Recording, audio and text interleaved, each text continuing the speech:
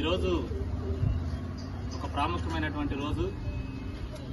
భారతదేశ గణతంత్ర వేడుకలు దేశవ్యాప్తంగా జరుగుతున్న సందర్భంలో ఈరోజు ఉయ్యూరులోని అంబేద్కర్ విగ్రహానికి నివాళులర్పించడం జరిగింది. ఈ దేశానికి ఆగస్టు 15 తారీఖున స్వాతంత్రం వచ్చినప్పటికీ ఏదైతే దేశం అనేటటువంటి ఒక ఆకారం, ఆ ఆకారంలో ఉన్నటువంటి భూప్రాంతం ఏదైతే ఉందో దానికి సంబంధించి మాత్రమే ఆగస్టు 15వ తారీఖున స్వతంత్రం వచ్చినటువంటి పరిస్థితి. అయితే ఈ దేశంలో ఉన్నటువంటి, ఈ సమాజంలో ఉన్నటువంటి వివిధ కులాలు, వివిధ మతాలు, వివిధ ప్రాంతాలకు సంబంధించి అన్ని వర్గాలకు సంబంధించినటువంటి వర్గాల వారందరూ కూడా జనవరి 26వ తారీఖున అనగా ఈ రోజు నిజమైనటువంటి స్వాతంత్రం వచ్చిందనేటువంటి విషయాన్ని మనందరం గమనించాలి. ఎందుకని అంటే ఏదైతే ఆగస్టు 15న మనకు స్వాతంత్రం వచ్చినప్పటికీ ఈ దేశంలో ఉన్నటువంటి వ్యవస్థను ముందుకు తీసుకెళ్లడానికి సరైనటువంటి ఆయుధం లేదు. అయితే ఆ సందర్భంలో మరి ప్రపంచ మేధావి, మరి ఈ దేశానికి రాజ్యాంగాన్ని అందించినటువంటి మహనీయుడు డాక్టర్ బాబాసాహెబ్ అంబేద్కర్ దాదాపు తన యొక్క శక్తి సామర్థ్యాలన్నీ ఉపయోగించి 2 సంవత్సరాల 11 నెలల 18 రోజులు కష్టపడి ఈ దేశానికి ఒక గొప్ప ప్రజాస్వామ్యం కలిగినటువంటి రాజ్యాంగాన్ని అందించడం జరిగింది.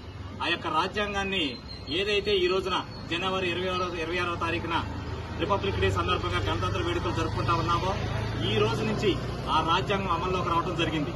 ఆ రాజ్యాంగం అమల్లోకి వచ్చినటువంటి సందర్భంలోనే ఈ దేశంలో ఉన్నటువంటి ప్రజలందరూ కూడా నిజమైనటువంటి స్వాతంత్ర్యం వచ్చినటువంటి పరిస్థితి మనందరం తెలుసుకోవాల్సిన ఆవశ్యకత ఉంది.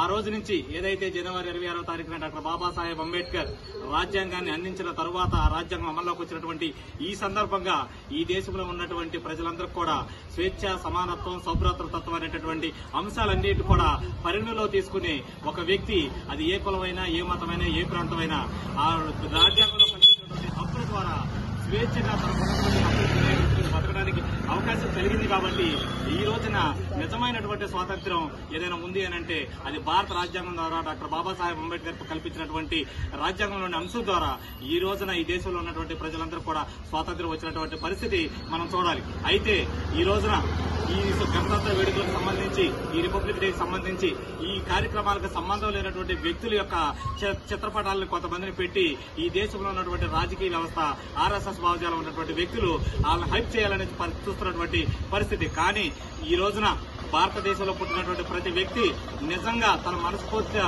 ఎవరికైనా నివాళులు అర్పించాలి అంటే అది ప్రపంచ మేధావుగా ఉన్నటువంటి, ఈ దేశానికి రాజ్యాంగాన్ని అందించినటువంటి, ఈ దేశంలో ఉన్నటువంటి 140 కోట్ల మంది కూడా అందరూ స్వేచ్ఛ స్వతంత్రాలను బతుకుతున్నారు అని అంటే దానికి కారకుడైనటువంటి డాక్టర్ బాబాసాహెబ్ అంబేద్కర్ మాత్రమే నివాళులు అర్పించి ఈ రోజున ఈ జరిగే భారతదేశం మొత్తంలో కూడా జరిగేటటువంటి వేడుకకి ప్రధాన కారకుడు డాక్టర్ బాబాసాహెబ్ అంబేద్కర్ తప్ప మరొక నాయకుడు కాదని తెలియజేస్తూ మరి ఈ రోజు ఈ కార్యక్రమాన్ని నిర్వహించి మీ అందరూ కూడా మరొకసారి జైబీబులతో పాటు గణతంత్ర దినోత్సవ వేడుక శుభాకాంక్షలు తెలియజేస్తూ సెలవు తీసుకుంటున్నాం. జై భీమ్, జై భీమ్.